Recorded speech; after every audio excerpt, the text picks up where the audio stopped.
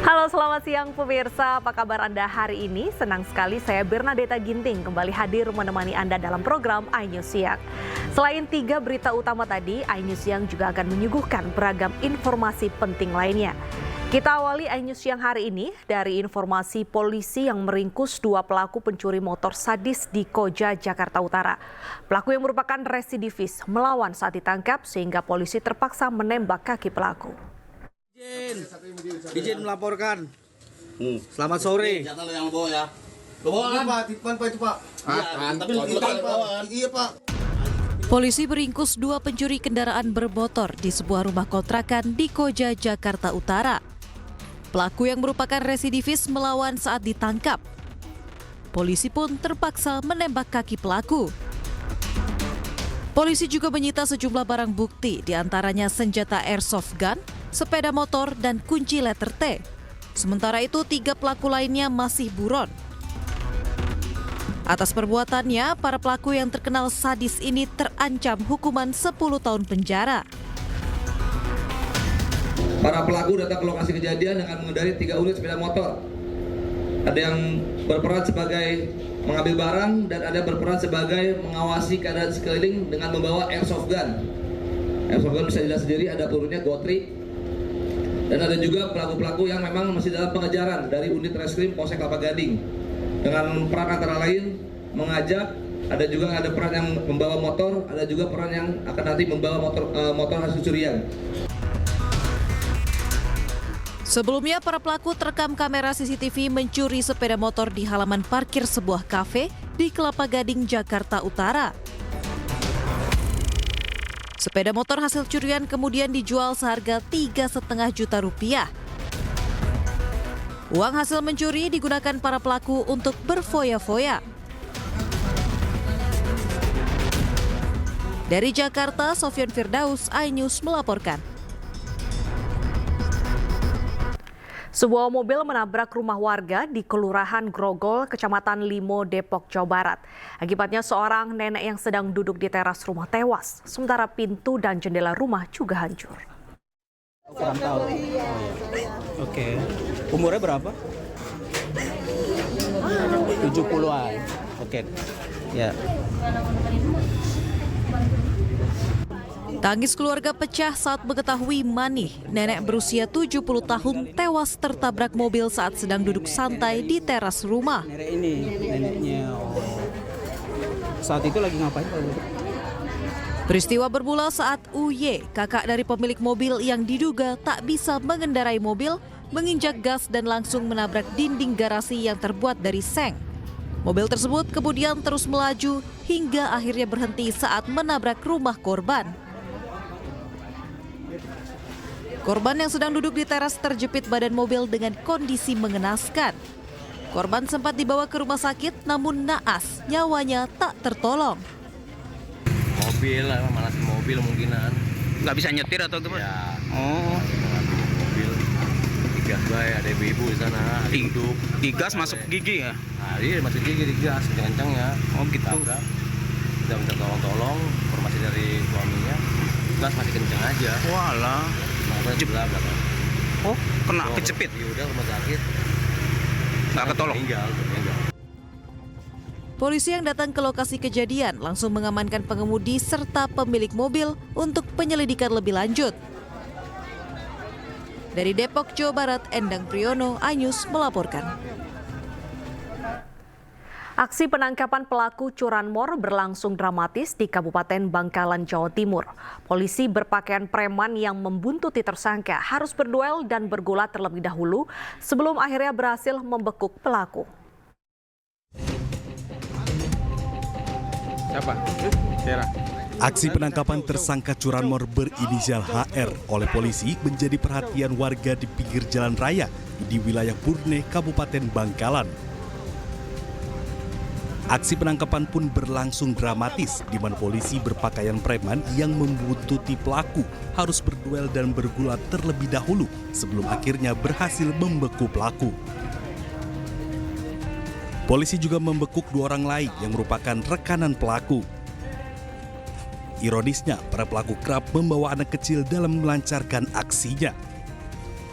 Pada saat dilakukan penangkapan oleh tim Polres Bangkalan, ternyata di TKP juga yang tersangka ini membawa anak kecil sebagai modus saja untuk mengelabui bahwa masyarakat bahwa yang bersangkutan ini orang baik-baik, tapi pada kenyataannya yang bersangkutan adalah pelaku curanmor karena TKP-nya bukan hanya sekali, ada 3 kali TKP di Kabupaten Bangkalan. Yang anak kecil itu anaknya pelaku atau gimana? Anaknya pelaku.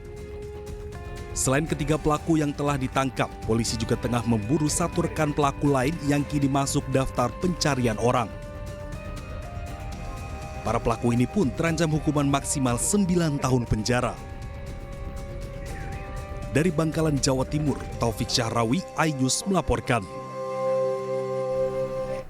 Sehari pasca ledakan rumah milik polisi di Desa Sumolawang, Kecamatan Puri, Kabupaten Mojokerto, warga yang terdampak mulai membersihkan rumah. Warga gotong royong membersihkan jalanan dari puing-puing material bangunan.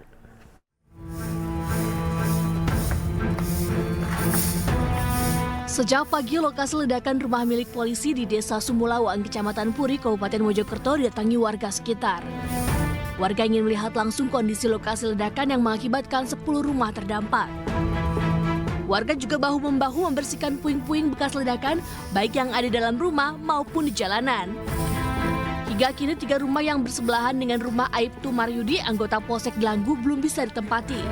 Pemilik rumah mengaku memilih untuk tidur ke rumah tetangga dan kerabatnya di luar desa karena kondisi rumah hancur di bagian atap. Warga berharap ada bantuan untuk memperbaiki rumah mereka. Bersih rumah sendiri gini nggak, suami kerja. Yang dibersihkan bagian mana, Bu? Sementara ya yang depan aja. Terus yang dalam kalau nggak ada yang bantuin ya nggak bisa, Pak. Kondisinya gimana, Bu, dalam? Ya hancur kayak gitu. Hancur bagian atap. Bagian atap. Sementara itu kondisi belakang rumah Aibtu Maryudi telah rata dengan tanah setelah semalaman dibersihkan dengan alat berat. Sementara itu rumah milik Kodi, warga yang istri dan anaknya meninggal dunia, nyaris rata dengan tanah. Keluarga berupaya mengambil sisa pakaian dan barang-barang yang bisa diselamatkan. Untuk sementara, Kodi tinggal di rumah mertuanya. Sebelumnya, rumah anggota Babin Kantipmas Polsek Gelanggu Mojokerto ini meledak dan menyebabkan 10 rumah terdampak. Dari Mojokerto, Salahuddin, iNews melaporkan. Sementara itu, anggota polisi Aibtu Maryudi yang rumahnya meledak hingga menewaskan 2 orang diamankan dan dibawa ke Polres Mojokerto untuk diperiksa. Untuk mengetahui penyebab ledakan, tim Lab 4 dan tim penjinak bahan peledak Polda Jawa Timur menggelar olah tempat kejadian perkara.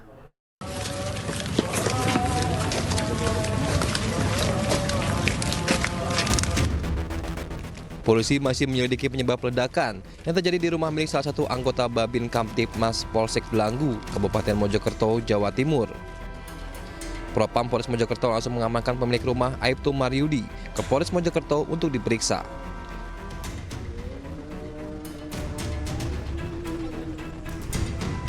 Polisi juga menggelar olah tempat kejadian perkara dengan menunjukkan tim laboratorium forensik, tim penjinak bahan peledak, hingga tim Inafis Polda Jawa Timur.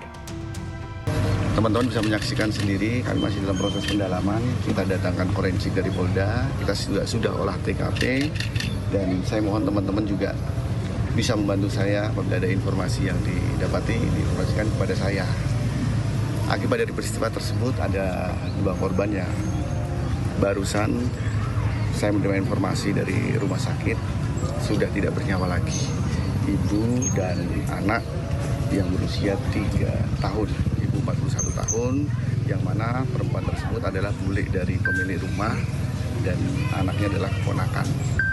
Seperti itu, teman-teman. Berarti untuk pemilik sendiri belum diketahui dan ledakan itu berasal dari apa, penyebabnya apa? Saya mohon waktu, sedang saya dalami terlebih dahulu. Yang pasti di dalam ada tabung 3 kg, kemudian tadi setelah kami olah TKP ada tabung 3 kg, kemudian ada perangkat elektronik, HP saya bunyi, banyak yang telepon saya. Siap. Ada perangkat elektronik yang memang kebetulan yang bersangkutan ini hobi bermain elektronik. Sementara itu, polisi juga menyebut saat terjadinya ledakan yang menewaskan 2 orang, pemilik rumah sedang tidak ada di tempat. Dari Kabupaten Mojokerto, Salahuddin, iNews melaporkan.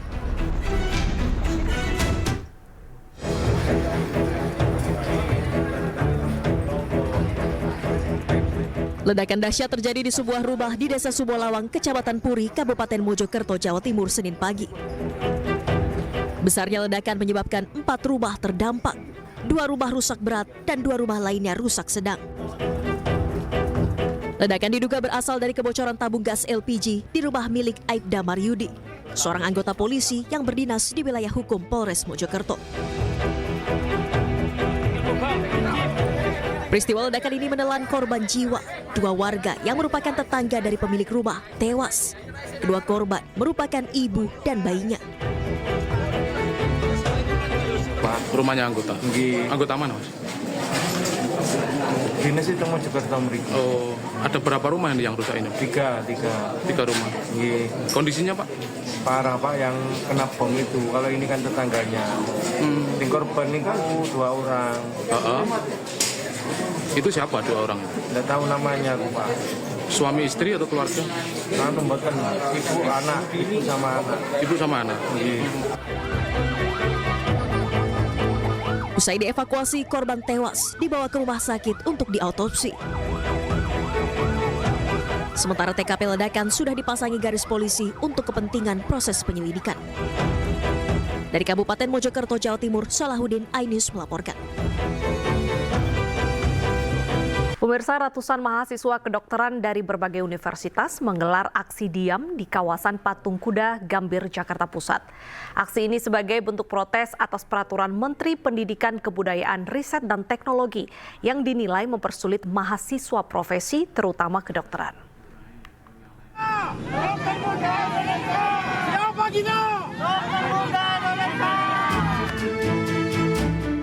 Mengenakan seragam scrub atau yang lebih dikenal baju dokter, ratusan mahasiswa kedokteran dari sejumlah universitas berunjuk rasa di halaman bundaran Patung Kuda, Gambir, Jakarta Pusat.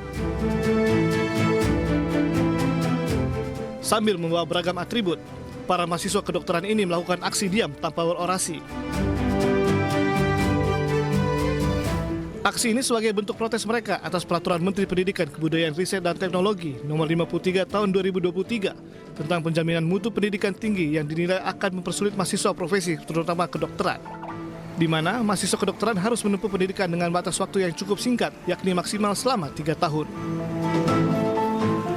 Teman-teman hanya menuntut tentang kejelasan tentang terkait peraturan Menteri Pendidikan, Kebudayaan, Riset, dan Teknologi itu tentang nomor 53 tahun 2003 pasal 30 pada poin 2. Artinya hanya itu saja tuntutannya. Mohon teman-teman minta diakui karena sudah menyelesaikan segalanya. Mungkin itu saja. Ada berapa banyak, Pak, yang belum diakui? Sampai hari ini lebih kurang untuk Indonesia itu ada datanya 2.000 tidak diakui. Mahasiswa kedokteran yang menggelar aksi berharap Presiden Prabowo Subianto merespon protes mereka dan segera menggelar audiensi agar bisa diketahui permasalahannya. Dari Jakarta, Rani Sanjaya, iNews melaporkan.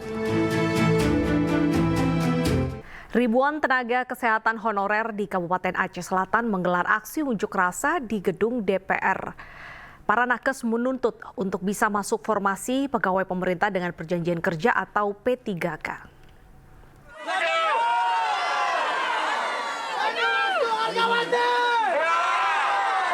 Menyampaikan, memohon kepada Bapak Ibu Dewan untuk memperhatikan. Meski hujan deras, ribuan honorer tenaga kesehatan dan non-tenaga kesehatan di Kabupaten Aceh Selatan menggelar aksi unjuk rasa di depan gedung DPRK Aceh Selatan. Meski sempat tak diberi akses masuk ke dalam gedung, ribuan nakes yang mayoritas wanita ini tetap melanjutkan aksinya. Mereka menuntut agar para nakes yang bekerja lebih dari 5 tahun untuk diangkat menjadi pegawai pemerintah dengan perjanjian kerja atau P3K penuh waktu.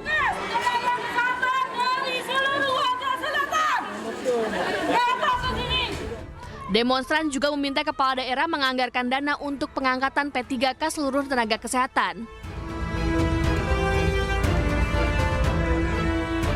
Semua nakes yang P3K ke yang kedua, ketiga itu dilewatkan P3K penuh waktu, bukan paruh waktu. Jika tidak terpenuhi atau kesepakatan kami diabaikan, maka kami akan melakukan aksi yang lebih besar dari ini lagi. DPRK Aceh Selatan menampung aspirasi mereka, dan dengan sesegera mungkin akan memanggil PJ Bupati Aceh Selatan terkait dengan masalah tenaga nakes ini, dan juga akan memanggil dinas terkait untuk melakukan rapat kerja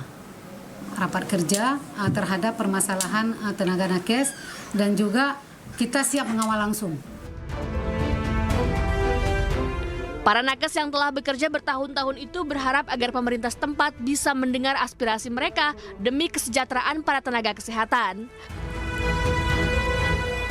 Dari Aceh Selatan Aceh, Idar Ivan, iNews melaporkan. Pemirsa, pemeran serial Mak Lampir, Sandi Permana yang tewas bersimbah darah di dekat rumahnya di perumahan Cibarusah Jaya, Kabupaten Bekasi, diduga sempat berduel dengan seorang pria. Namun polisi masih mendalami kasus ini dengan memeriksa 4 orang saksi.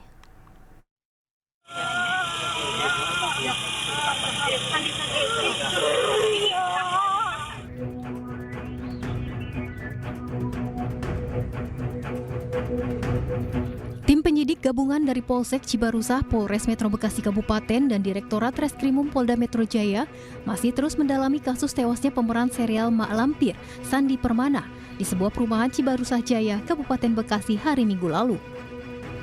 Polisi juga telah memeriksa 4 orang saksi yang merupakan istri dari orang yang berkelahi dengan korban, sekuriti perumahan, dan tetangga korban yang melihat adanya keributan antara korban dan seorang pria. Sementara hasil visum di tubuh korban terdapat luka senjata tajam di sejumlah tubuh korban. Saat ini polisi sudah mengantongi nama pelaku dan masih terus melakukan penyelidikan terkait kasus ini. Kemudian saat dilakukan olah TKP di tubuh korban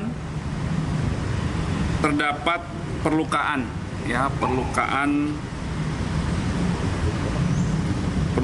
di bagian kepala bagian kiri 3 cm, lebarnya 1 cm. Kemudian perlukaan di leher kiri belakang telinga, panjangnya 4 cm. Kemudian goresan sepanjang 3 cm. Dan adanya luka di pipi kiri dan juga luka robek di perut kiri. Sebelumnya, aktor laga Sandi Permana ditemukan tewas mengenaskan di dekat rumahnya di Bekasi, Jawa Barat. Sandi Permana tewas dengan luka akibat senjata tajam saat sedang mengendarai sepeda listrik. Pergian Sandi Permana meninggalkan kesedihan mendalam bagi istri dan 3 anaknya yang masih kecil.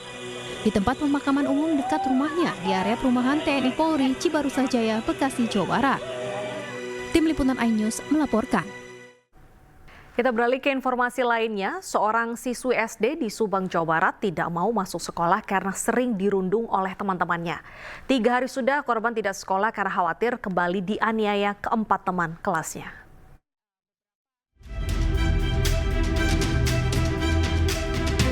DP siswi kelas 2 di sekolah dasar di Subang, Jawa Barat ini trauma datang ke sekolahnya. Pasalnya DP mengalami perundungan yang ia terima dari 4 orang teman kelasnya yang berjenis kelamin laki-laki. Berbagai penganiayaan ringan hingga ia dikunci di toilet sekolah pernah dialaminya. Miris, perundungan ini ia terima sejak kelas 1 SD. Orang tua DP pun bingung dengan pihak sekolah yang seolah meremehkan laporan mereka hingga akhirnya perundungan kembali terus terjadi dan semakin parah. Dari pas kejadiannya hari apa tuh, pas sekolah hari Senin. Dia pulang sekolah kan. Pas itu nangis. Kenapa kan? Mama ini cina dipukul-pukul cina sama temennya, cina kepala Ima sakit gitu. Sama siapa? Terus cina ini baju kotor, terus kantong di ini di alung-alung lah gitu maksudnya, di jejak saya. Terus ditusuk-tusuk pakai pensil, dan ini sakit mah gitu. Guna menindaklanjuti perundungan korban kali ini, pihak Dinas Pendidikan dan Kebudayaan Kabupaten Subang telah melakukan pertemuan kepada orang tua korban dan pihak sekolah. Dan tentunya kami dari Dinas Pendidikan yang menyangkut dengan perundungan atau bullying ini ingin responnya itu lebih cepat lah gitu ya. Sehingga begitu mendengar ada kasus ini, kami langsung menugaskan Pak Korwil Pendidikan dan juga pihak sekolah untuk menindaklanjuti di tahap awal tentunya dengan mengunjungi keluarga yang sebagai korban dan juga untuk mengumpulkan atau meminta keterangan dari pihak terlapor lah gitu. Saat ini kasus perundungan sudah dilaporkan ke pihak polisi. Namun hingga saat ini baik korban dan keluarga korban belum mendapatkan pendampingan untuk trauma perundungan yang ia alami. Dari Subang, Jawa Barat, Yudi Heriawan, Juanda, iNews melaporkan. Penyelidikan terhadap tewasnya seorang warga Semarang yang diduga dikeroyok sejumlah oknum Polantas Yogyakarta kembali dilakukan oleh Diskrimum Polda Jateng. Diskrimum Polda Jateng akan membongkar makam korban untuk mengetahui penyebab pasti kematian.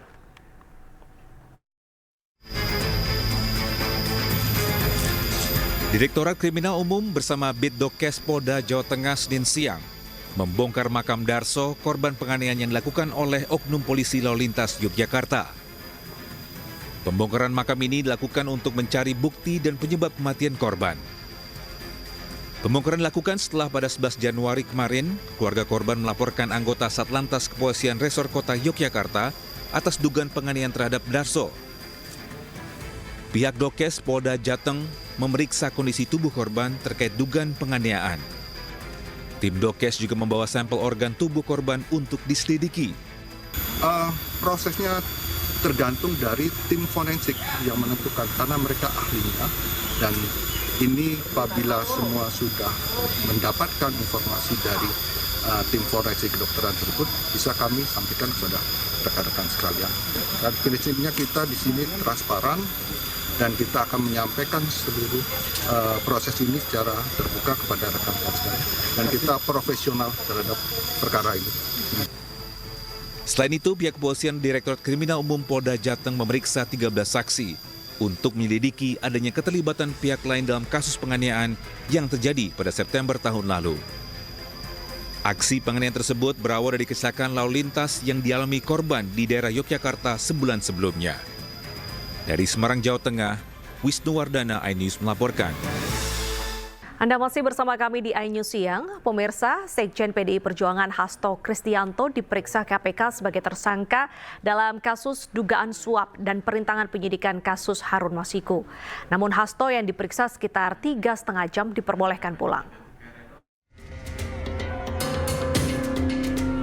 Sekjen PDI Perjuangan Hasto Kristianto memenuhi panggilan KPK untuk diperiksa sebagai tersangka dalam kasus dugaan suap Harun Masiku dan perintangan penyidikan. Hasto diperiksa sekitar 3,5 jam oleh penyidik. Pengacara Hasto, Magdir Ismail, mengatakan Hasto diperiksa terkait dugaan suap dan perintangan penyidikan Harun Masiku. Selanjutnya akan dilakukan sesuai dengan kebutuhan dari pihak penyidik. Ya. Untuk hal-hal yang lain, terutama berkaitan dengan perkara, saya persilahkan saudara-saudara tanya kepada penyidik. Karena inilah kesepakatan kami dengan penyidik, bahwa kami hanya menyampaikan Pak Hasto pada hari ini diperiksa untuk 2 perkara, yaitu perkara suap dan yang kedua adalah perkara menghalang-halangi penyidikan. Sekjen PDI Perjuangan Hasto Kristianto menyampaikan berkomitmen menaati seluruh proses hukum yang menjeratnya dengan tetap mengedepankan asas praduga tak bersalah. Didampingi oleh seluruh penasihat hukum, kami datang ke KPK untuk memenuhi seluruh kewajiban saya sebagai warga negara Republik Indonesia yang taat hukum dan sepenuhnya menjunjung supremasi hukum yang berkeadilan. Pemanggilan hari ini merupakan pemanggilan kedua setelah sebelumnya Hasto mangkir pada pekan lalu. Hasto mengirimkan surat pemberitahuan ketidakhadiran karena ada kegiatan yang tidak bisa ditinggalkan. Sementara itu, pemirsa, juru bicara KPK Tessa Mahardika menyebut tidak menahan Hasto karena tim penyidik KPK masih membutuhkan waktu untuk memeriksa sejumlah saksi. Tessa juga menyebut saat ini penahanan Hasto belum diperlukan. Hasil koordinasi saya dengan penyidik, yang bersangkutan tidak dilakukan penahanan hari ini karena penyidik masih membutuhkan waktu untuk memeriksa beberapa saksi yang masih belum hadir dan masih dibutuhkan. Ya, sebagaimana rekan-rekan ketahui juga ada beberapa saksi yang dipanggil di perkara ini belum hadir. Beberapa diantaranya Saudara Saiful Bahri, ada juga Saudari Maria Lestari, dan ada beberapa saksi lainnya. Jadi penyidik menilai belum diperlukan untuk dilakukan penahanan, dan tentunya bila penyidik dan jaksa penuntut umum sepakat bahwa berkas ini sudah siap untuk dilimpahkan, maka proses tersebut akan dilanjutkan. Usai ditetapkan sebagai tersangka, Sekjen PDIP Hasto Kristianto mengajukan gugatan pra-peradilan. Gugatan diajukan pada hari Jumat 10 Januari 2025. Usai ditetapkan sebagai tersangka, Sekjen PDI Perjuangan Hasto Kristianto mengajukan gugatan pra-peradilan. Gugatan pra-peradilan Hasto Kristianto diajukan ke Pengadilan Negeri Jakarta Selatan pada Jumat 10 Januari 2025. Langkah hukum kita belum bicara ke situ. Tentunya tadi kita sudah sampaikan di awal bahwa kita mengajukan pra-peradilan. Kita minta agar diberikan waktu agar kita bisa uji sah tidaknya status tersangka dari Mas Hasto Kristianto. Gugatan ini dibenarkan oleh Humas Pengadilan Negeri Jakarta Selatan Juyamto. Nantinya Juyamto akan memimpin langsung sidang ini sebagai hakim tunggal. Sementara sidang perdana akan digelar pada Selasa 21 Januari 2025. Ya, memang benar bahwa pada hari ini Jumat tanggal 10 Januari 2025 Pengadilan Negeri Jakarta Selatan telah menerima permohonan pra-peradilan dari pemohon Hasto Kristianto dan diregister dengan nomor perkara 5 Pitpra 2025 PN Jakarta Selatan.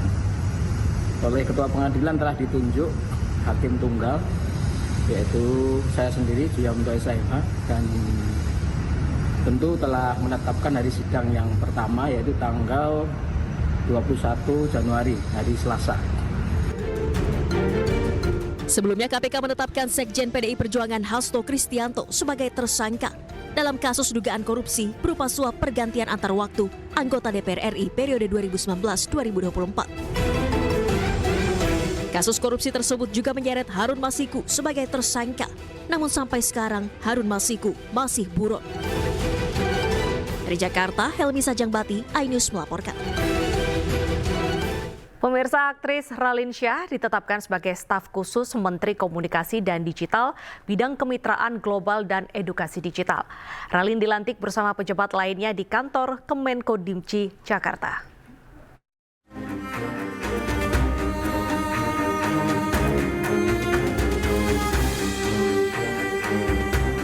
Menteri Komunikasi dan Digital Mutia Hafid melantik jajaran pejabat di lingkungan Kementerian Komunikasi dan Digital Senin 13 Januari 2025. Salah satu nama yang menarik perhatian publik adalah dilantiknya aktris Raline Shah.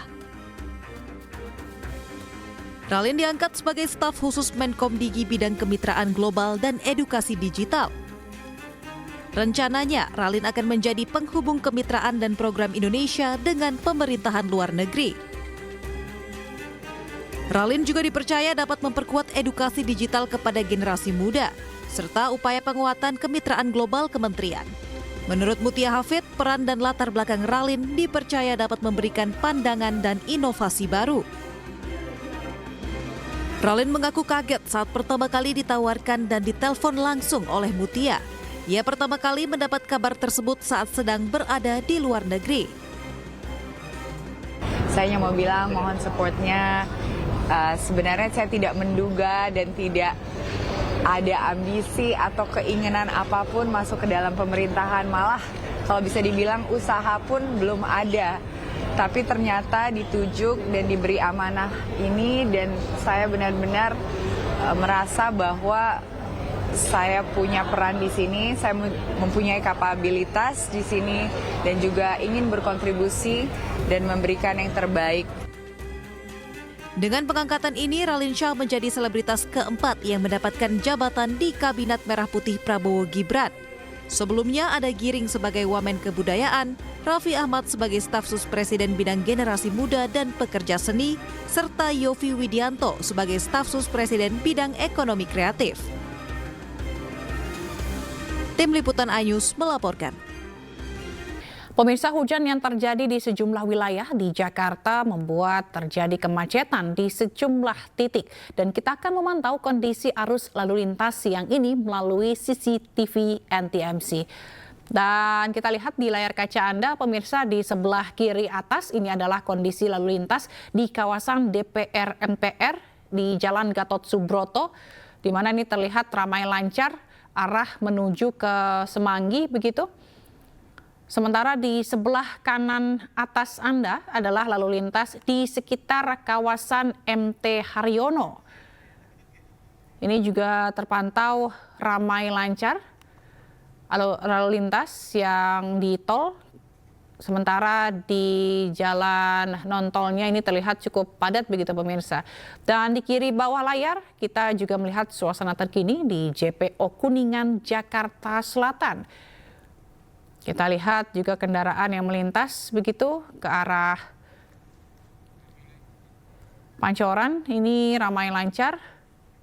Dan di kanan bawah Anda adalah lalu lintas di Simpang Semanggi. Ini juga terpantau ramai lancar untuk saat ini, namun di ruas non-tolnya ini kita lihat juga terpantau cukup padat.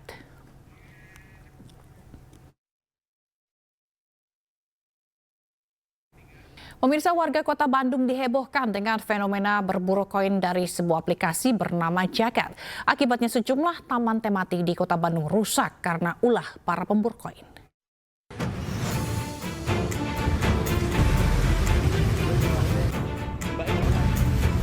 Warga Kota Bandung dihebohkan dengan fenomena berburu koin dari sebuah aplikasi bernama Jagat.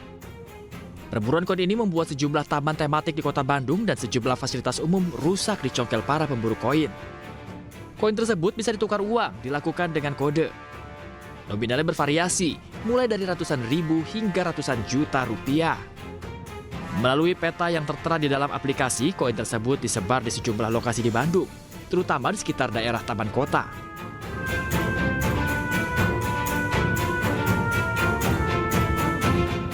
Pemerintah Kota Bandung sudah menghubungi pihak aplikator untuk menghentikan permainan tersebut atau merubah regulasi permainan karena dianggap merugikan. Namun hingga kini belum mendapat tanggapan dari aplikator. Meski sejumlah petugas disiagakan hampir di setiap taman kota untuk mengimbau para pemburu koin agar tidak merusak tanaman, namun hal tersebut tidak juga digubris.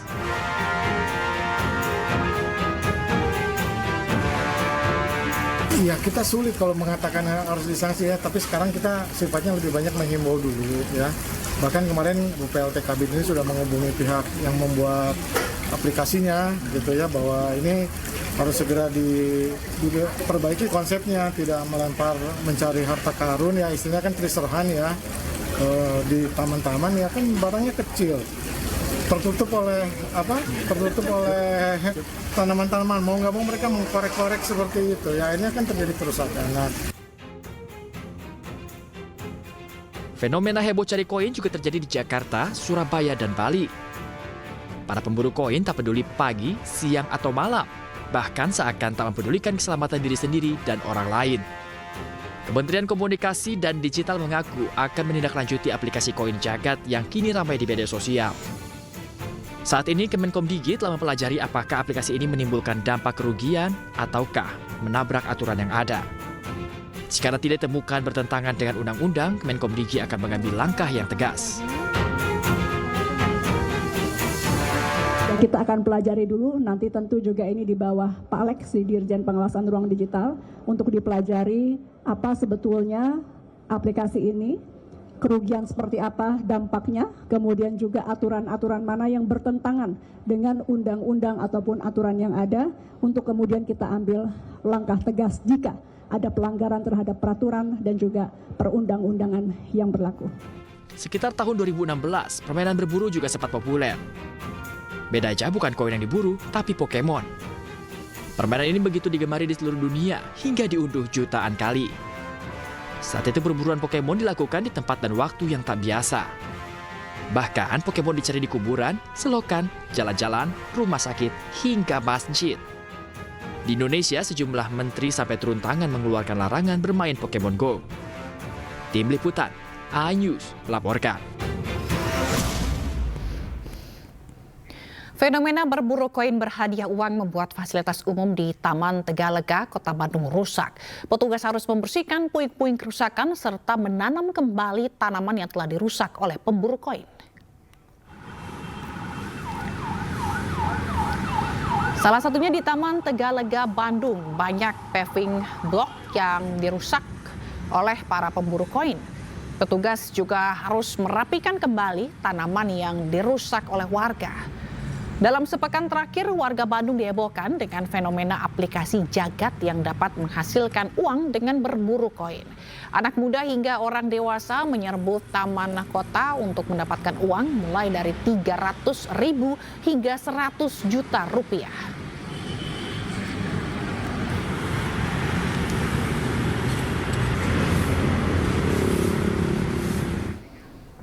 Untuk melihat situasi terkini di sejumlah lokasi yang menjadi salah satu tempat pencarian koin yang sempat viral, sudah bergabung bersama kami rekan Ervan David di Taman Tegalega, Bandung, Jawa Barat. Selamat siang Ervan, bagaimana suasana di sana? Apa masih ada warga yang berburu koin?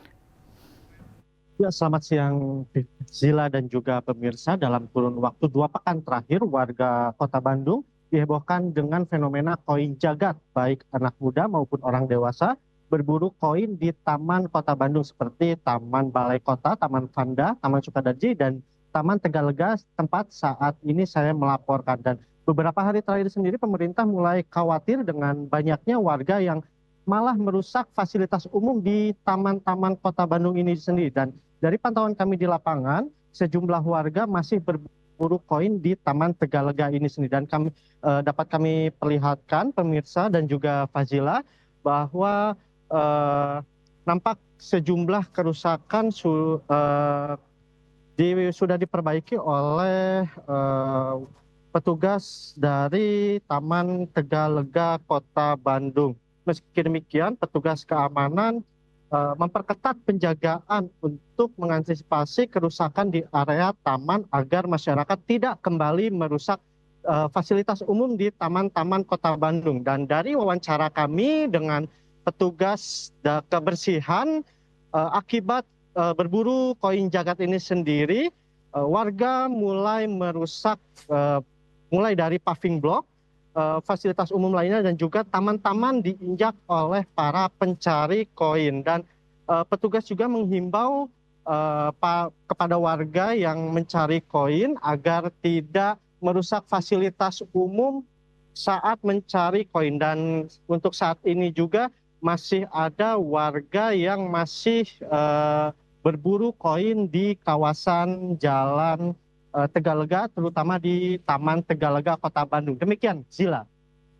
Imbauan sudah diberikan, namun ketika misalnya masih ada pemburu koin yang merusak begitu ya fasilitas umum ini, apakah nantinya akan diberikan hukuman? Ya, dari keterangan penjaga dari Taman Tegalega ini sendiri, bahwa penjaga dari Taman Kota ini sendiri membiarkan masyarakat masih memburu koin di Taman Tegalega ini sendiri. Namun himbauan kepada warga agar tidak merusak fasilitas umum seperti di area Taman Tegalega ini yang sebelumnya dirusak oleh para pencari koin, seperti merusak paving block dan juga taman-taman sekitar. Namun tidak ada himbauan lebih bagi kepada warga agar tidak mencari koin di kawasan Taman Tegalega. Fazila. Himbauan begitu ya. Baik, terima kasih rekan Ervan David melaporkan langsung dari Bandung, Jawa Barat. Selamat bertugas kembali. Ya, sementara itu pemirsa, polisi mengimbau masyarakat yang memainkan aplikasi Koin Jagat agar tidak merusak fasilitas umum atau melakukan perbuatan yang merugikan orang lain. Meski belum ada yang melapor, polisi akan memproses hukum apabila ada masyarakat yang merasa dirugikan dan akan memanggil pengelola aplikasi tersebut. Dengan Koin Jagat, kami izin mengimbau pada masyarakat agar dalam melaksanakan atau melakukan aktivitas, mohon dilakukan tetap berorientasi pada bagaimana situasi Kamtipmas tercipta dengan aman, kita saling menghargai satu sama lain.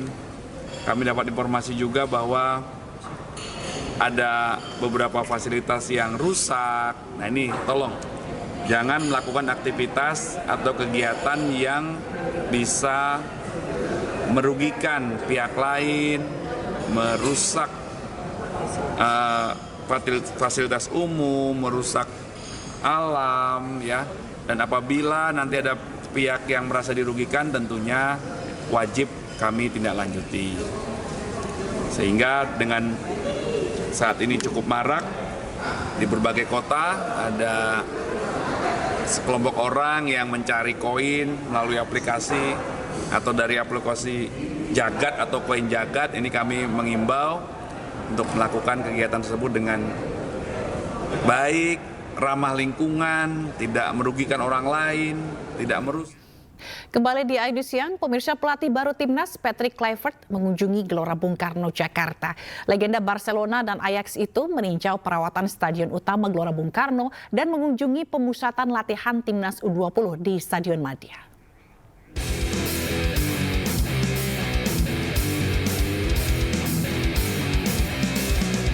Pelatih baru timnas Indonesia Patrick Kluivert mengunjungi Gelora Bung Karno, Jakarta. Kunjungan ini merupakan agenda ketiga Kluivert setelah menggelar jumpa pers sebagai pelatih baru timnas Indonesia dan makan malam bersama sejumlah pemain skuad Garuda.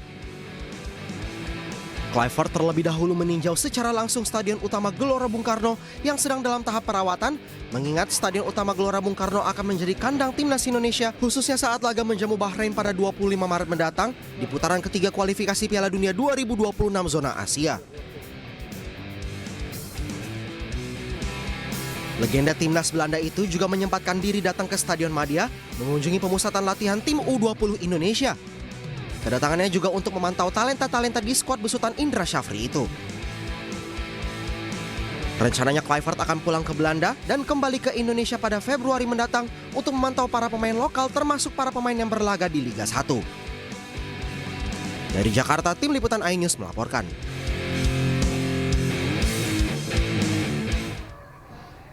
Usai meninjau Stadion GBK Jakarta, pelatih timnas Indonesia baru Patrick Kluivert bertemu Menteri Pemuda dan Olahraga di kantor Kemenpora Jakarta.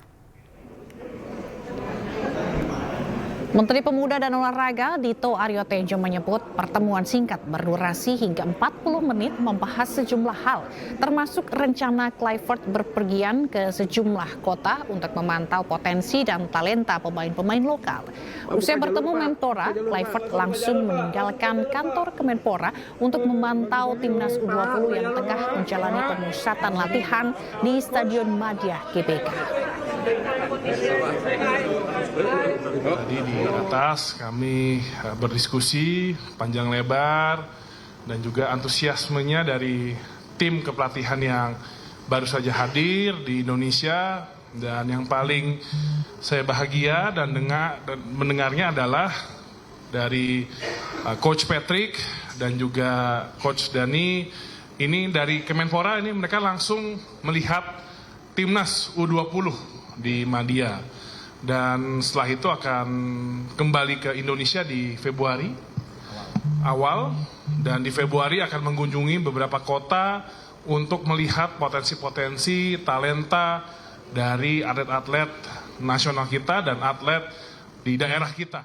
Banyak PR yang harus dilakukan oleh tim kepelatihan. Ya, salah satu tadi disampaikan sama Pak Menpora, mereka juga terus men-scouting para pemain lokal, salah satunya U20 yang hari ini sedang latihan di Stadion Madia bersama Coach Indra Syafri. Dan mereka juga akan kembali lagi di awal Februari untuk memastikan juga memantau para pemain tim nasional yang bermain di klubnya masing-masing. Ya, kalau tidak salah 8 Februari itu ada pertandingan Dewa dan Persija, di mana 5 pemain tim nasional ada 3 di Persija, 2 di Dewa. Ingin dipantau langsung, sekalian melihat juga infrastruktur dan juga pemain-pemain potensi lainnya, seperti yang memang Patrick juga tadi pagi melihat juga mengenai GBK, mengenai fitness center semua, dan juga pada makan siang tadi saya mendampingin pertemuan dengan tim manajemen tim nasional. Jadi bukan tim kepelatihan tapi supporting system tim nasional. Karena kan ada beberapa pembicaraan, misalnya apakah setelah bertanding dengan Australia nanti tanggal 20 langsung kita kembali. Ada nggak availability pesawat terbangnya? Lalu pemain yang dari Eropa akan berkumpul di Jakarta atau langsung ke Australia. Karena sebagian besar tanggal 16 masih bertanding. Ditambah perjalanan 1,5 hari sudah sampai ke Australia atau Jakarta sudah tanggal 17-18. Tentu pemain juga punya kelelahan. Nah, hal-hal seperti ini sangat detail saya rasa dipimpin langsung. Kami intinya dari Kemenpora dan PSSI mensupport bagaimana tadi misi ke Piala Dunia kita jaga. Pemirsa, PT MNC Asset Management kembali menggelar rapat koordinasi tahun 2025 di Jakarta. Mengembangkan layanan secara digital sebagai bentuk komitmen untuk memberikan pengelolaan investasi yang lebih baik bagi masyarakat Indonesia menjadi salah satu target PT MNC Asset Management di tahun ini.